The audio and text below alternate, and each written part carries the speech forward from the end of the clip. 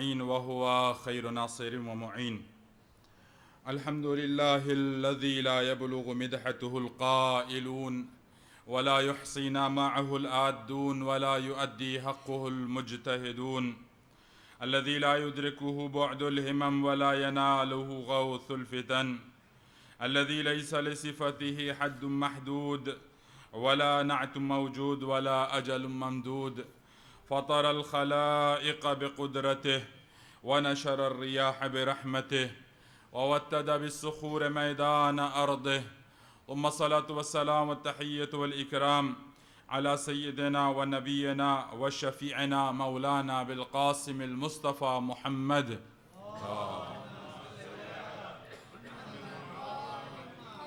وعلى أهل بيته الطيبين الطاهرين المعصومين المنتخبين المنتجبين. أما بعد، فقد قال الله الحكيم في كتاب المجيد: بسم الله الرحمن الرحيم: وإذ قلنا للملائكة اسجدوا لآدم فسجدوا إلا إبليس أبى واستكبر وكان من الكافرين. صلوات على محمد وآل محمد. اللهم صل على محمد وآل محمد. Respected Mu'mineen, before I continue, I want to announce the topic for the lectures for future, inshallah. And that is the lessons from the prophetic stories in Quran. Our Shaykh Muhammad al-Hilli, he had the same topic, very similar topic, only the difference, he had the lessons from the non-prophetic stories of the Quran. So my topic is lessons from the stories, lessons from the stories, prophetic stories of the Quran. So inshallah, from today we are going to discuss, and the first topic that we are going to discuss, it is about the Prophet Adam alayhi salam. And of course, the story of Adam alayhi salam has been mentioned in Quran in numerous surahs. If you find the numbers of surahs, you will see that there are 9 surahs where there Allah subhanahu wa ta'ala has talked about the Prophet Adam alayhi salam. And there are 25 verses among those 5 surahs. And the story of Adam alayhi salam is very important for all of us. Why? Because Adam alayhi salam, he is the first guidance provided by Allah subhanahu wa ta'ala. And Adam alayhi salam, when Allah subhanahu wa ta'ala wanted to create Adam, Allah did not say that I'm going to create human being. Allah subhanahu wa ta'ala, he made announcement, Inni ja'ilun fil ardi Khalifa, very famous ayah, that I'm going to send my vicegerent. I'm going to send somebody who is going to reflect me, my sifat, and who is going to manifest my akhlaq, Allah subhanahu wa ta'ala. So it means Allah subhanahu wa ta'ala in first stage, he wanted to understand us that Allah subhanahu wa ta'ala, he provides guidance before the creation of human being. So Allah sent the guide before he sent the mankind on the surface of earth. The verse of Quran that I have recited. So here Allah subhanahu wa ta'ala is talking and he is giving the honor to Prophet Adam alayhi salam. And look at, why we have to discuss this topic and why we have to discuss Adam alayhi salam. We have a concept. We call it, and of course we derive it from the ayah of Quran. Allah subhanahu wa ta'ala in Quran, he says, وَاعْتَصِمُوا بِحَبْلِ اللَّهِ جَمِيعًا. We have to hold the rope of Allah subhanahu wa ta'ala firmly, steadfastly, and together. So, what is the habl of Allah? What is the rope of Allah subhanahu wa ta'ala? Before we analyze this, ayah that I have recited. What is the rope of Allah? In the time of Prophet, actually this is, example. Through that example, Rasulullah and Allah subhanahu wa ta'ala, they are giving us an understanding. And what is that understanding? In the time of Rasulullah, people, they used to, pull water from the well. And over there, they were using the rope. So, one side of rope, it is in your hand, And the another side of the rope, it is, fastened with the bucket. And then slowly, slowly you descend that bucket and you pour the water, you take the water from the well, from the depth of well, and then you try to take it out.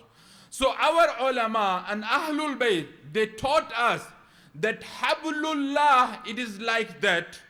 Allah subhanahu wa ta'ala has descended a habl, a rope for us, and we all human being has to hold the rope of Allah subhanahu wa ta'ala in order to get ascension. Because Allah subhanahu wa ta'ala, if we hold the rope of Allah, Allah would ascend us. So this is one of it. Another example ulama they give to understand the this concept of habl and urwatul wuthqa and all that. And what is that? They say when you take water from the well through the bucket and this rope, so when you descend the bucket in the or let me give you another example. So for example, somebody fall down in the well and you want to rescue him, you want to take him out. So what do?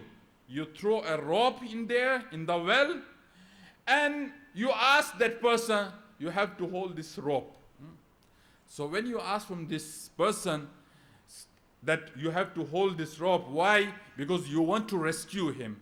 Because through that rope, this person is going to be rescued. This person is going to save his life. So the person though who is down in the depth of the well, he would tell you, for example, I want to describe the rope.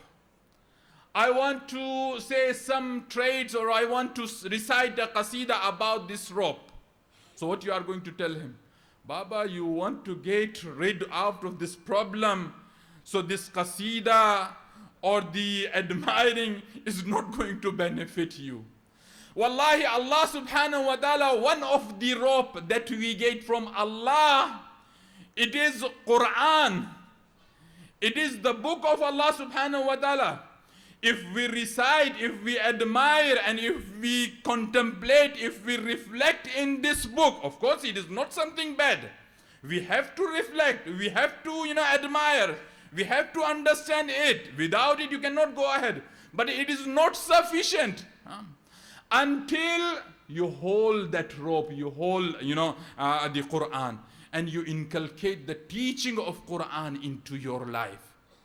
So that is why I decided to, have this topic and where there we can get the stories of our prophets, and from those stories, inshallah, we'll get some lessons. So Allah subhanahu wa ta'ala, when He talks about Adam alayhi salam, there are 9 surahs. In 9 surahs, Allah, He mentioned the Adam alayhi salam. So in Surah Al-Baqarah, if you see verse number 34, Allah subhanahu wa ta'ala, He said, وَإِذْ قُلْنَا لِلْمَلَائِكَةِ اسْجُدُوا لِآدَمَ. When we said to, Allah is telling, when we said, remember, oh my Prophet, remember, when we said to malaika, usjudu li Adam, you should prostrate to Adam alayhi salam. Fasajadu, all malaika, they have bow down to Adam. Allah has commanded, Allah has ordered. Let me give you the translation first. And then illa Iblis, except Iblis. Iblis, he did not bow down to Adam alayhi salam. Abba, he refused. Wastakbara, he exercised the arrogance. Wakana min al-kafirin, he became the kafir. Wallahi, look at the end of the verse. Wakana min al-kafirin. Allah says this Iblis, he is the kafir. If you come to a hadith of Ahlul Bayt, especially the hadith that is reported from our 6th Imam Ja'far as-Sadiq alayhi salam, Allahumma salli ala Muhammad. Imam as-Sadiq, he said, Iblis, before he bowed down or before he refused the prostration to Adam alayhi salam, he has done sajdas and he has done worshipping of Allah subhanahu wa ta'ala for 6,000 years. And there is no single part on the surface of earth where their Iblis did not perform sajda.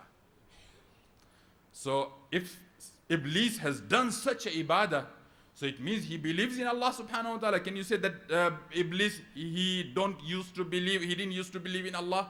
Of course, he has iman. He was worshipping Allah. Was he mushrik? Of course, he was not mushrik. He used to believe in the monotheism of Allah subhanahu wa ta'ala. He was muwahhid. He was worshipper. But Allah in this surah, in this ayah, Surah Al-Baqarah 35, he said, وَكَانَ مِنَ الْكَافِرِينَ. He was a disbeliever. Why?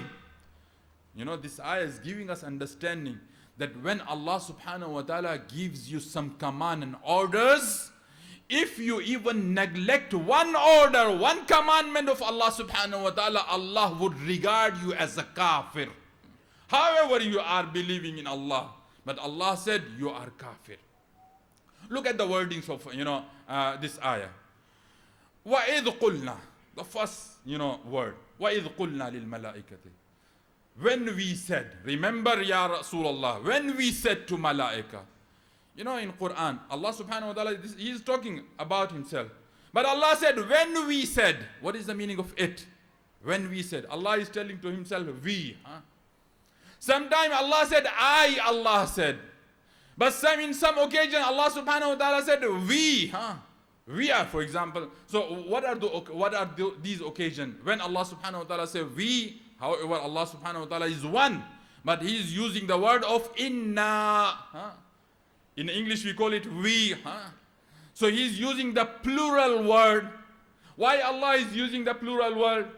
So ulama of literature, they said there are two occasions when Allah subhanahu wa ta'ala uses the word of we, uses the word of plural. So number one occasion, when Allah subhanahu wa ta'ala wanted to show his power. So he used the word of we. This is the one occasion. Second occasion, when Allah subhanahu wa ta'ala wanted to introduce the system and wanted to give a thing through that system. For example, Allah subhanahu wa ta'ala has a system, and through that system Allah has revealed the Quran and he has given the Quran. So Allah says, Inna anzalnahu, means Allah said, I have given you, we have given you. We, what does it mean? Means there is a system. And in that system I have given you that book alongside with Jibreel and Rasulullah. So that is why Allah subhanahu wa ta'ala uses the term we. Because this is a system, he has to go through the Jibreel and he has to go through the Rasulullah in revelation of Quran, or in sending the Quran to us. Or for example, Allah subhanahu wa ta'ala, he said, Inna nahnu nazzalna dhikra wa inna lahu lahafidun. We have sent down this book. Or in Surah Al-Qadr, Inna anzalnahu fi laylatil Qadr. Inna anzalnahu fi laylatin mubarakah. So sometimes Allah uses this word inna. But sometimes Allah uses the word ana. When Allah uses the word ana, when Allah subhanahu wa ta'ala does not want other to intervene in that action. For example, Allah said, Innani ana Allah. Indeed, I am the only one who is Allah subhanahu wa ta'ala. Here Allah cannot say that we are the one who are Allah. Because here Allah subhanahu wa ta'ala does not want anyone to intervene in being the God. So Allah said, Inni. Or for example, Inni ja'ilun fil ardi khalifa. So here Allah subhanahu wa ta'ala wanted to understand us that khilafah, it is something that me, Allah subhanahu wa ta'ala, does not want anyone to intervene or interfere in the matter of khilafah. I am the only one who has authority about the khilafah. So here Allah subhanahu wa ta'ala said, وَإِذْ قُلْنَا لِلْمَلَائِكَةِ. When we said to malaika, means Allah is showing his power. Allah is showing his mighty. Allah is showing his, strength. That I am, me Allah subhanahu wa ta'ala, as a powerful, as a superpower. When I told to malaika, and then you will understand why Allah is showing his power. So Allah said, وَإِذْ قُلْنَا لِلْمَلَائِكَةِ اسْجُدُوا لِآدَمَ. To prostrate Adam alayhi salam. What is the meaning of Adam? Riwayat of Ahlul Bayt. They said us, Adam, actually it is from the Adimul Ard. The root word, or what you can say, the real name of Adam is Adimul Ard. Adimul Ard in Arabic, surface of earth. Because the soil and the clay of Adam alayhi salam has been taken from different part of the earth. So that is why Adam alayhi salatu wasalam was given this name Adam. And if you come to the Iblis, Iblis, it is not a name. It is a title. The name of Iblis is Azazil. The name of Shaitan is Azazil. Iblis, it is a title. What is the meaning of Iblis? Iblis means the one from whom Allah's mercy has been cut. Because Allah subhanahu wa ta'ala has removed his mercy from Shaitan, Azazil. That is why Allah called him Iblis. You are a cursed one. My mercy has been removed from you. So, Malaik, Allah subhanahu wa ta'ala said, وَإِذْ قُلْنَا لِلْمَلَائِكَةِ اسْجُدُوا لِآدَمَ. Now, question arises, very famous question, especially for my children. Malaika, they did sajda to Adam alayhi salam. Is it allowed for Malaika, for anyone to prostrate for someone other than Allah subhanahu wa ta'ala? Of course, it is not allowed. Sajda is only dedicated for Allah subhanahu wa ta'ala, not for anybody else. So what is the meaning of, ayah? Allah said, وَإِذْ قُلْنَا لِلْمَلَائِكَةِ أُسْجُدُوا لِآدَمَ. Prostrate to Adam alayhi salam. What is the meaning of it? So prostrate to Adam, prostrate for Adam, or prostrate because of Adam alayhi salam. Ulama, they have given three opinions over here, Mufassirin. They said the meaning of to perform sajda to Adam alayhi salam, it is the meaning of the way we prostrate to Khane Kaaba, to the Kaaba. So when we do sajda in front of Kaaba, we do not do sajda actually to the Kaaba. We do sajda to Allah subhanahu wa ta'ala, but we face Kaaba. So same like here, Allah subhanahu wa ta'ala, he said, Usjudu le Adam, means usjudu, you prostrate toward Adam alayhi salam. Sajda is for me, but you are facing or you are making Adam as your qibla. So this is one opinion. Second opinion, ulama, they said, it is all because of the respect. Allah wanted to give respect to Adam alayhi salam. And he said to Malaika, oh Malaika, usjudu li Adam. Respect Adam alayhi salam. And when they did sajda, in fact, this sajda is for Allah subhanahu wa ta'ala, as long as it is respect to Adam alayhi salam. So this is the second meaning that has been given by scholars. The third meaning, they said, please recite Allah salawat ala Muhammad wa ali Muhammad.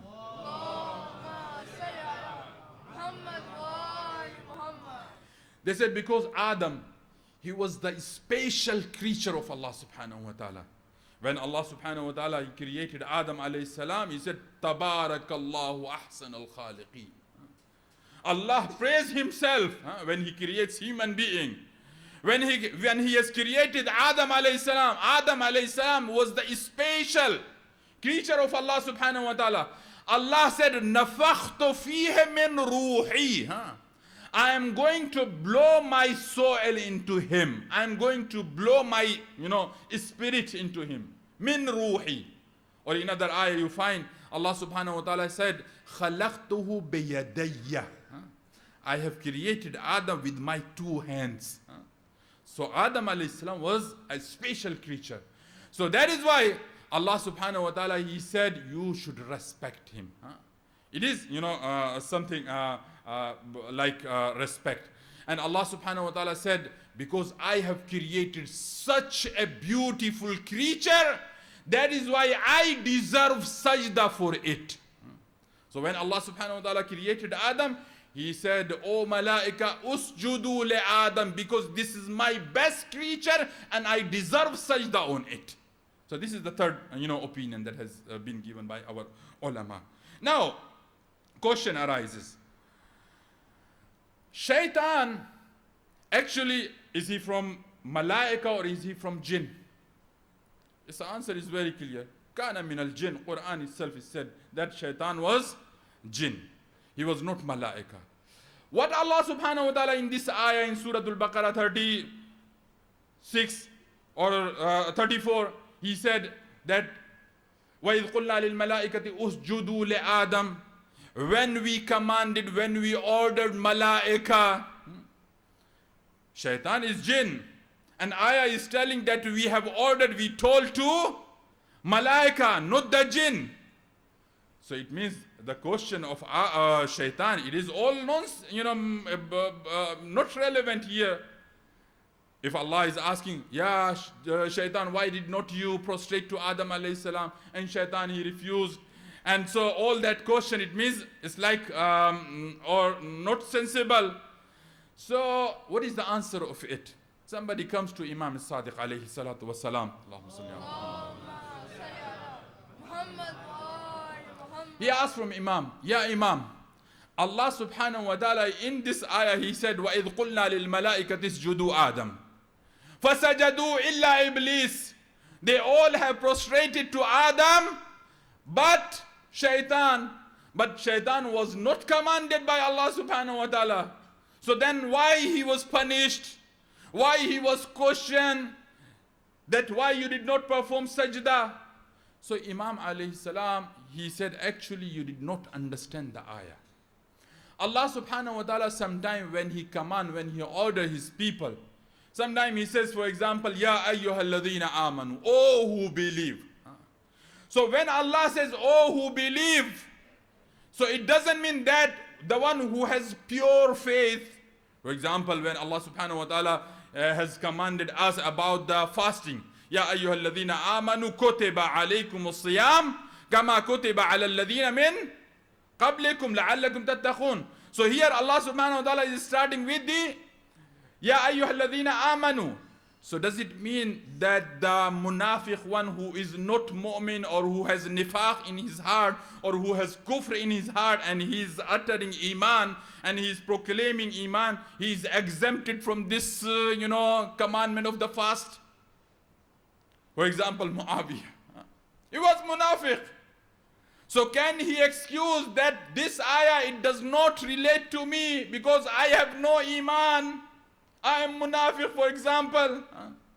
So can he be exempted? Or he is not going to, or anybody who said, for example, I have not strong iman. So this means the fasting does not relate to me. Actually, when Allah subhanahu wa ta'ala, uses this term, it covers all human being.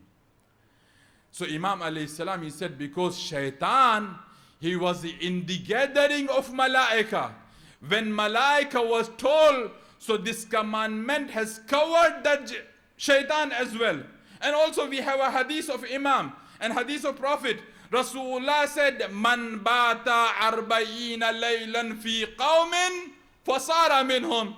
If somebody spend 40 nights in a nation, he become the part of that nation.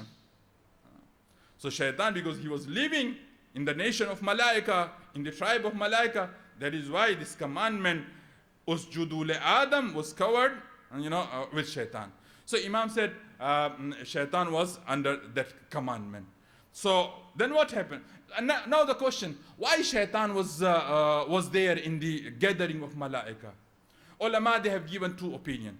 One opinion, they said, because before the creation of Adam alayhi salam, before us, on the surface of earth, there was a war, there was a fighting in between jinn kind and in between malaika. And when there was a war and there was a fight between malaika and ajinna, so malaika, angels of Allah subhanahu wa ta'ala, they overpower on that jinn kind.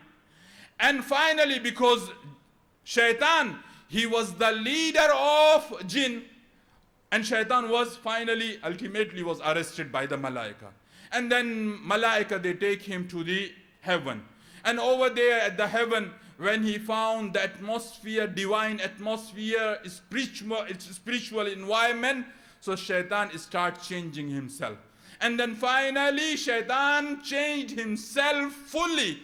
And he started prostrating and he started worshipping Allah subhanahu wa ta'ala. And Allah subhanahu wa ta'ala, look at the beauty of Allah subhanahu wa ta'ala. Look at the forgiveness of Allah subhanahu wa ta'ala. Shaitan, who was the leader of evil people, those who are fighting with angels. And Shaitan, he changes himself and Allah subhanahu wa ta'ala accepts him. Allah said, I accept you. And then Allah subhanahu wa ta'ala elevated his position and his status. This is the one opinion. The second opinion, ulama, they said about the shaitan, why shaitan was brought to the gathering of angels. They said because on the land, shaitan, he was the leader of all jinns. And the jinn, the nation of shaitan, they all were corrupted people. They all were violated on the surface of earth. They were violating on the surface of earth.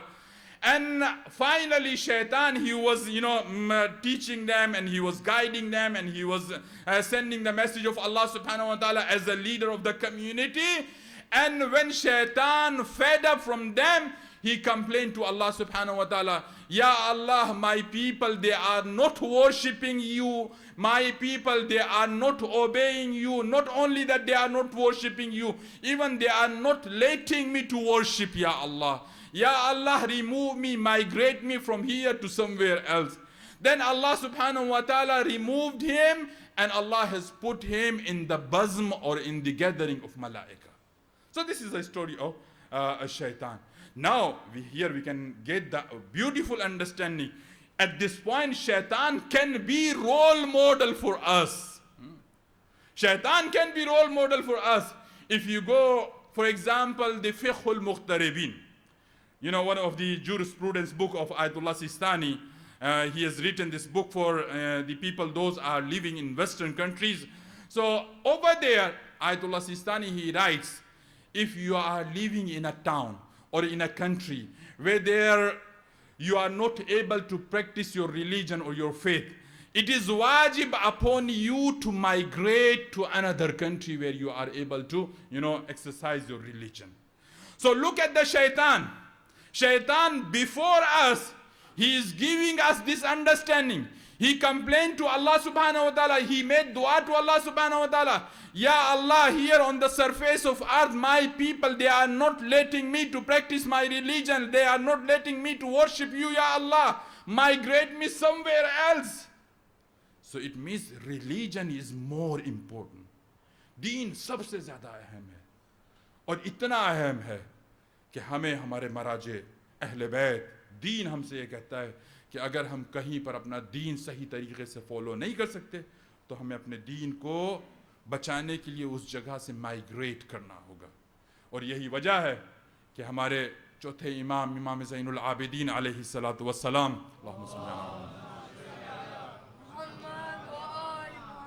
ये तो जगह की बात, वो अपनी उम्र की बात करते हैं कि इलाही अमिरनी मादामा उम्री बदलतन फी ताअतिक, परवरदिगार मुझे लंबी हयात इनायत कर. लंबी हयात का हुक्म दिया गया कि हम तूले उम्र की दुआ करें. कहा कि परवरदिगार मुझे लंबी हयात इनायत कर. कब तलक? जब तलक मेरी जिंदगी तेरी ताअत में गुजरती रहे. लेकिन जिस दिन मुझे अपना मजहब फॉलो करने में मुश्किल हो जाए तो परवरदिगार अगर माइग्रेट नहीं कर सकता तो मुझे इस दुनिया से माइग्रेट करा दे आखिरत की तरफ. तो ये इमाम ज़ैनुल आबिदीन अहले बैत हम सबको दर्स दे रहे हैं. अजीज़ो, दीन हम सब के लिए बहुत ज़्यादा अहम है. करबला के मैदान में आका अबा अब्दुल्लाह हुसैन इसीलिए आए कि उरीदु अन आमुरा बिल मारूफ व अनहा अनिल मुनकर. मैं चाहता हूँ कि दीन की तबलीग करूँ, दीन की तरवीज करूँ. मैं चाहता हूँ कि शैतान की पैरवी से दुनिया को रोकूँ. मैं चाहता हूँ कि शैतान की तालीमात से लोगों को महफूज रखूँ, लोगों को बचाऊँ. अबा अब्दुल्लाह हुसैन रोज़े आशूरा रिवायत कहती है कि बार बार अपने सर पर अमाम रसूल अल्लाह रख कर दोष के ऊपर रसूल अल्लाह की रिदा डाल करके जाते थे. मजमे यजीदी में जाकर के उनको तबलीग दीन करते थे और उनसे कहते थे कि मैं नवासे रसूल हूँ, मेरे कत्ल से बाज आ जाओ, अपने हाथों को मेरे خون سے رنگین مت کرو. مگر عزیزوں کوئی سننے کے لیے تیار نہیں ہوتا تھا. روایت کہتی ہے کہ جب روز عاشورہ آیا ابا عبداللہ الحسین نے آواز استغاثہ بلند کی کہ حل من ناصر ینصرنا وحل من مغیث یغیثنا. جیسے حسین کی آواز بلند ہوئی عزیزو حسین کی آواز پر دو خیموں سے ایک مرتبہ رد عمل ظاہر ہوا. ایک خیمے سے رونے کی آوازیں بلند ہوئی, دوسرے خیمے سے دیکھا کہ بیبیاں پیچھے پیچھے دوڑ رہی ہیں. ایک مرتبہ حسین ابن علی نے خیموں کی طرف دیکھا, خیمے میں پلٹ کے آئے, اے زینب کیا عالم ہے؟ کہا کہ اے بھیا حسین, جیسے ہی آپ نے آواز استغاثہ بلند کی علی اصغر نے اپنے آپ کو جھولے سے گرا لیا. کہا کہ زینب دوسرے خیمے میں کیا ہوا؟ کہا کہ جناب سید سجاد نے غش سے اٹھ کر کے جیسے ہی آپ کی آواز کو سنا خیمے سے باہر نکلے, ایک ٹوٹی ہوئی تلوار کا ٹکڑا لیا, خیمے مقتل کی طرف جانے لگے. حسین نے آواز دی, اے زینب میرے لال سجاد کو سنبھالو, یہ میری آخری نشانی ہے, یہ امام وقت ہے. لو عزیزو زینب نے سجاد کو سنبھالا, خیمے میں لے کر کے آئی. ایک مرتبہ حسین آئے, واپس پلٹے, آ کر کے چاہتے ہیں کہ بیویوں سے رخصت ہو. تمام بیویوں کو خدا حافظ کیا, زینب کو بلایا, آواز دی زینب مجھے سید سجاد سے رخصت ہونا ہے, آؤ میری مدد کرو. زینب کو لے کر کے سید سجاد خیمے جناب امام حسین خیمے سید سجاد میں آئے, بیویاں پیچھے پیچھے ہیں. آ کر کے ایک مرتبہ شانہ ہلایا, کیا دیکھا؟ جوان لال غش کے عالم میں پڑا ہوا ہے. مجھے نہیں معلوم کہ اس عالم میں حسین نے اپنے جوان بیٹے کو کس طرح سے غشت افاقہ دلایا ہوگا.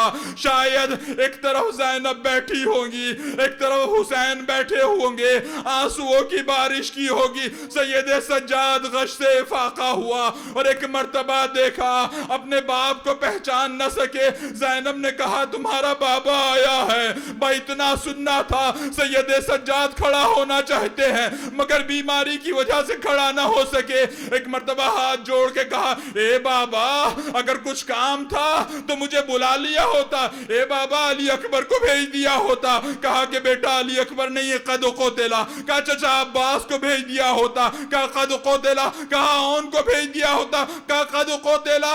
کہا کہ قاسم کو بھیج دیا ہوتا. کہا قد قتلا. آخر میں حسین نے کہا, اے میرے لال بھائی اتنا سمجھ لے کہ مردوں میں تیرے اور میرے علاوہ کوئی باقی نہیں ہے. لو عزیزو اس عالم میں ایک مرتبہ سید سجاد نے ایک بی بی کی گود پہ نگاہ ڈالنا شروع کی. زینب کو دیکھا, ام کلثوم کو دیکھا, ام لیلا کو دیکھا. ایک مرتبہ نگاہ آ کر کے رباب کی طرف ٹھہر گئی اور جیسے ہی رباب کو دیکھا گود خالی, سر پہ ہاتھ مار کے کہا, اے اماں میرا بھیا علی اصغر کہاں؟ وَسَيَعْلَمُ الَّذِينَ ظَلَمُوا أَيَّ مُنْقَلَبٍ يَنْقَلِبُونَ. إِنَّا لِلَّهِ وَإِنَّا إِلَيْهِ رَاجِعُونَ. رضا بقضائه وتسليما لأمره. اللهم اغفر للمؤمنين والمؤمنات والمسلمين والمسلمات الأحياء منهم والأموات. اللهم تابع بيننا وبينهم بالخيرات إنك مجيب الدعوات وإنك منزل البركات وإنك على كل شيء قدير. رحم الله من قرأ الفاتحة.